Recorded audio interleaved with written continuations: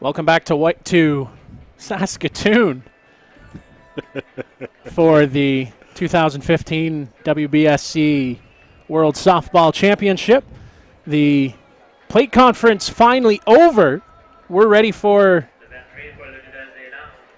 some softball on Sports Canada TV. Kyle Smith and my broadcast partner Lance Wynn will set the lineup for defensively and the New Zealand Black Sox. It's Thomas Inoka, Ben Inoka, and Jovan Hanley across in the outfield left to right. Jerome Remeke at third. Tyson Byrne, your shortstop. Joel Evans at second. Nathan Nukunuku, the captain, over at first base. Steven Ratu is behind the plate tonight. And as we said, young Kurt Schum will find his way to the mound. Brad Rona, designated player here for Mark Sorensen and company. For Argentina, who look to put a chink in the armor of the defending champs, the New Zealand Black Sox, it'll be Ladislao Malarchik who will lead things off. Juan Zera, Hemuel Mata will be the 1-2-3 hitters. Bruno Matroni bats fourth. Fernando Petrick is your five hitter. Gustavo Godoy will bat sixth. Seven is Manuel Godoy. Santiago Carril and Teo Migliavaca round out the batting order for Julio Gamarsi.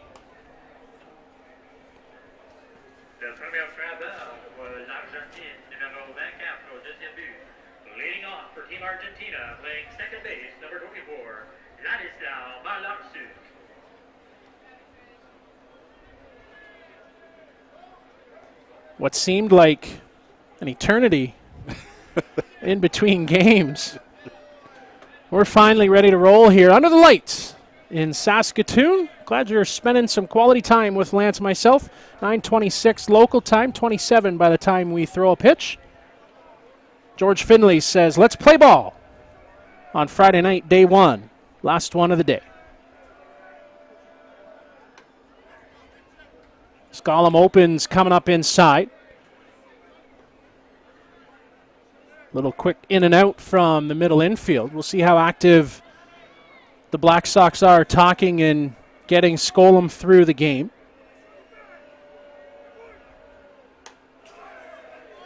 Slashes that foul and going away here on that offering. Starting to cool down after a scorcher of a day. Up into the 30s again today here in Saskatoon. Another hot one tomorrow. 30 plus. The death day will be 34 on Sunday. Let's check a swing. First time down to third. Coming up empty though. Your umpires tonight, George Finley from Canada, Bubba Ewald from the United States, Jens Jakobsen from Denmark, Serge Laflemme down at third base, and the alternate umpire is Jose Rodriguez from Nicaragua. Swung on. That's going to carry.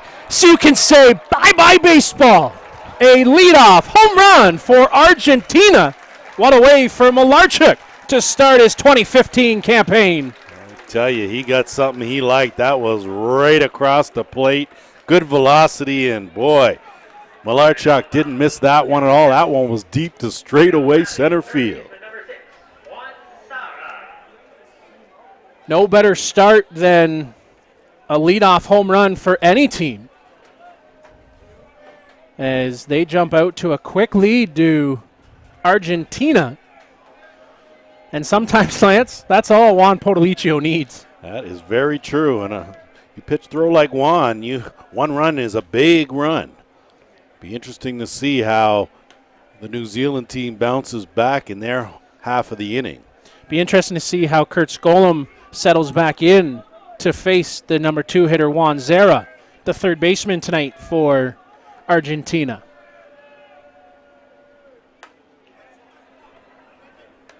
Rise ball misses. Scollum quickly falls behind 2-0, and that's something you don't want to do here early. You want to set the pace, set the tone against the opposition.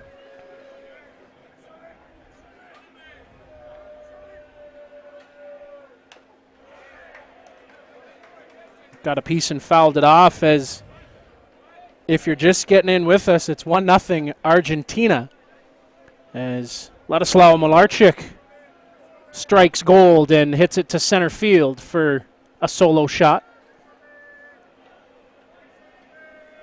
Not a bad way to start off a tournament period, let alone a game. Off speed, will miss. Trying to nibble and stretch that strike zone.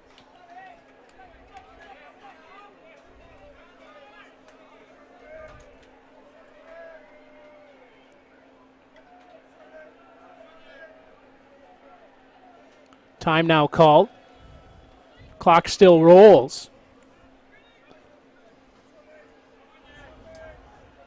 Now we're going to see what happens because the time ran out. And that'll be ball 4.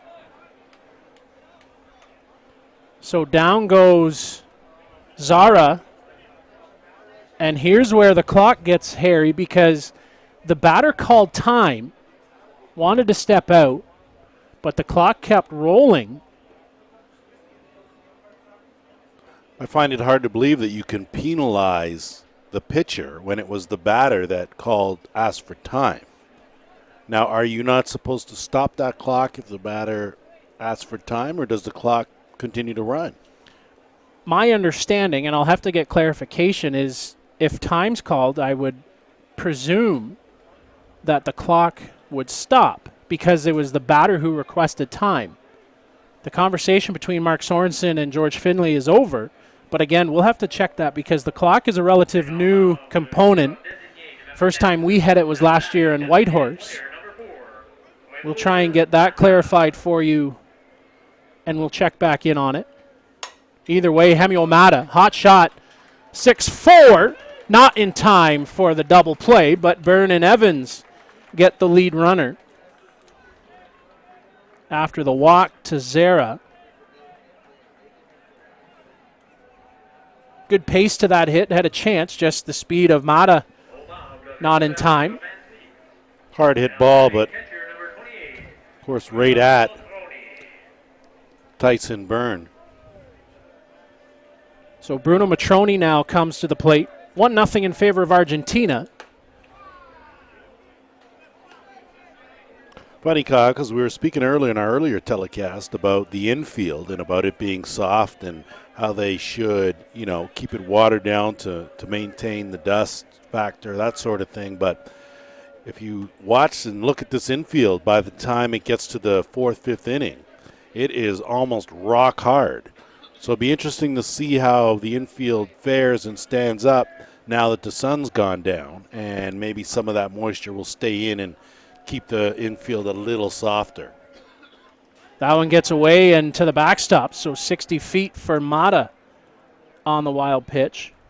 The interesting thing, though, Lance, actually had a chance to talk with Nick Shales in between games, and Nick actually said there's about a good inch of dirt that they're playing through, of dust, and actually he said it was loose all game. Though it appears to us it's drying out, it's actually staying pretty loose down there. He said it could use a good watering over the nighttime to pack it down. We'll see how that plays out. A slow infield, if you will. That one gets out in a hurry. Benny Noka on the back pedal, over his head to the wall. Mata, he's getting the wave around, the hard wave around, up into score, sliding into second, and up into second goes Bruno Matroni on the double.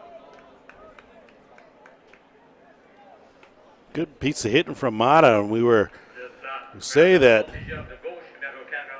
Sorry, Matroni. You talk about what Matroni can do and his experience, and it sure showed there. That was a rope hit out to dead center field. No real chance for Anoka. That ball was hit right at him, and I don't think he was able to read exactly how hard it was hit until it was too late. So Nathan Nukunuku calls a meeting on the mound to settle the troops. A quick 2-0 lead for Argentina just here in the top of the first. It was Ladislav Malarchuk who started things off with the solo home run. A walk to Zara, but he was taken out on a ground ball. Mata with the fielder's choice came around and scored on the double by Matroni. That's the story of the tale here. And that pitch misses still. Haven't seen a strike called from the home plate umpire, George Finley. So trying to find the strike zone has been a bit of a challenge for young Scollum. Well, you said it when you said it best when you mentioned about how is he going to rebound from that leadoff home run, and he still has yet to settle in. Heavy cut by Petrick. Fernando at the plate, the left fielder tonight. We saw it in Whitehorse how an Argentinian team gets some runs and hides for the rest of the game, get runs early, and turn it over to the pitching staff. They'll do the same tonight with Podolicio. And a riser again, misses for a ball. No panic, though, from the Black Sox here in the first.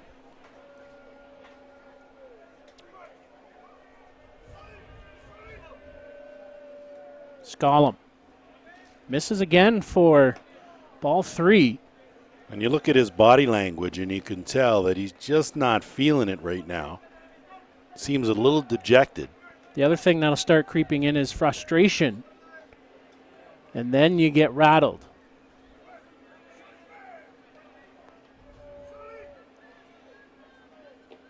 And skips away. 60 feet goes Matrone. Petrick, he'll get on into second, but turn around and come back to first on the walk.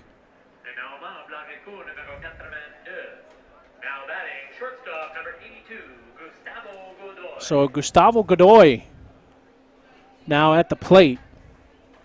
6-hitter for Argentina. And now Mark Sorensen will stride to the mound to, I'm sure, offer some reassurance, some settlement, and also a defensive preparation in case Petrick takes off. I think it's a good call by Sorensen to go out and maybe settle the youngster down, take a breath. Yes, I agree with what to do in that scenario with runners on the corners, but I think it's a good time to have him stop, pause, regroup, and then go right back at it. You got 2 hitters in Gustavo Godoy and Manuel Godoy. That's who you've got to face. So important here. These are important runs early on. Conversation broken up by the umpire.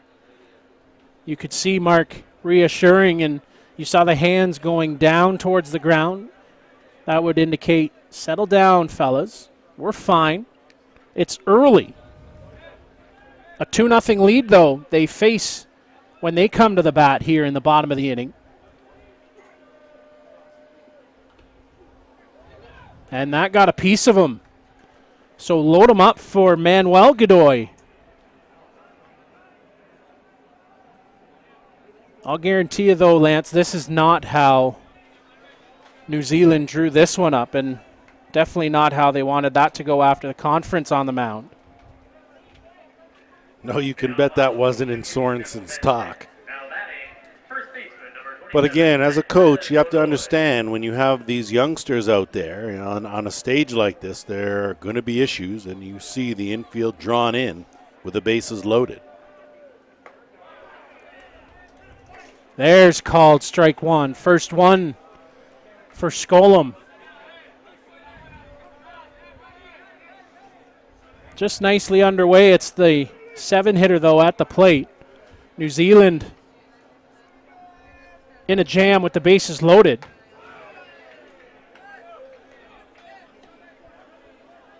Running up even at 1-1. Consider this a victory for New Zealand if they can get out of this just down 2 runs. Got a bit of work to do, though, down with only 1 out. And time called.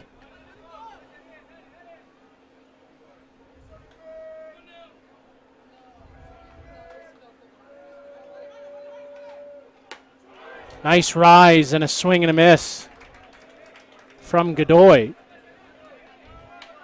I think Godoy was looking to make some real loud noise as you see action in the New Zealand bullpen.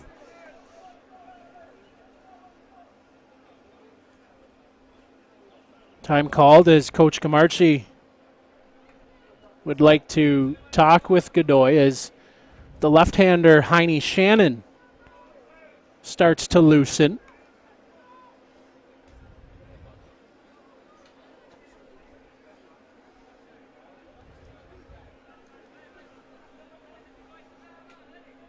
You know, you talk about Sorensen going out to settle down his pitcher. Well, a good job by the Argentinian coach at third base to come down and maybe settle Godoy down just a bit. You don't need the bomb. You just want to put the ball in play right now. You gap a single, and 2 runs come in.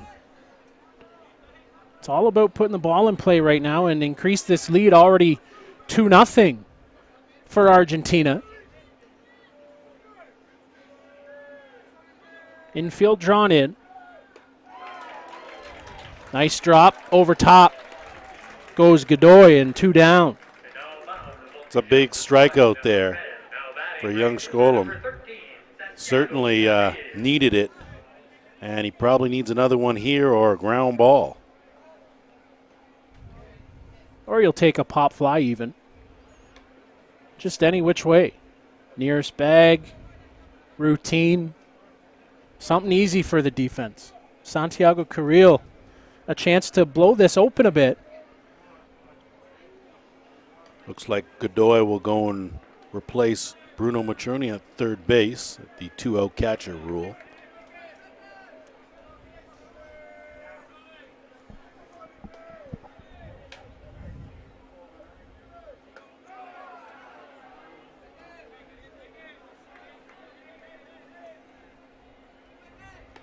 It's interesting. Steven Ratu told Schum to get behind the mound to take the ball back from him. Realizing maybe the clock is ticking faster than they thought. Misses inside rise. Just by a hair does Carril. Oh, ball in.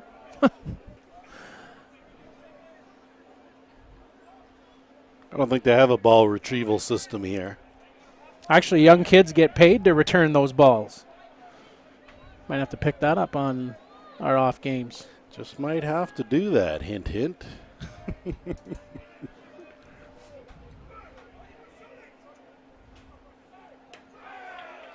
Off the plate. Ball 2. Tyson Byrne in to talk with Schum, offer some words of encouragement as a nice cool breeze blows in from the outfield.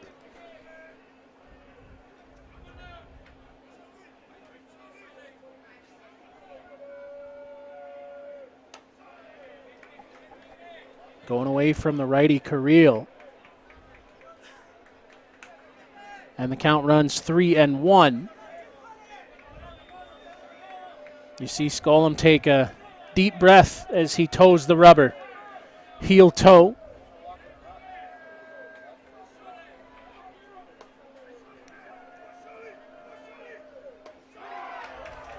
On the plate for strike 2.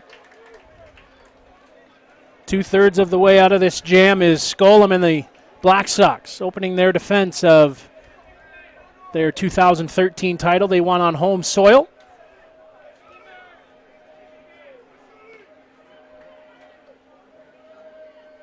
Swing and a miss. Down on strikes goes Carril. Good job by Schum to settle down and battle hard for his mates. But it's 2 runs, 2 hits, and 3 left. We head to the bottom of the first. The Black Sox coming to the plate.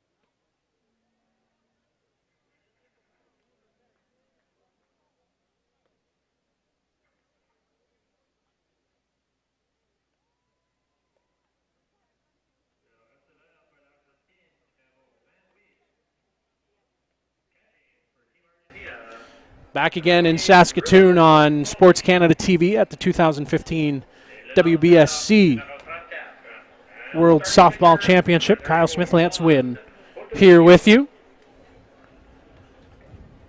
New Zealand come to the bat down 2-0. Defensively for Argentina, it's Fernando Petric, Teo Migliavaca, and Santiago Carril left to right across in the outfield. Juan Zara and Gustavo Godoy man the left side. Ladislav Malarchik at second. Manuel Godoy over at first base. Bruno Matroni behind the plate. And Juan Podolicio on the mound. Ben Inoka lead things off traditionally for the New Zealand Black Sox, followed by Tyson Byrne and Thomas Inoka, 1, 2, 3. Your four-hitter, Brad Rona, Nathan Nuku, and Jovan Hanley, the meat of the order for Mark Sorensen. Joel Evans, Stephen Ratu,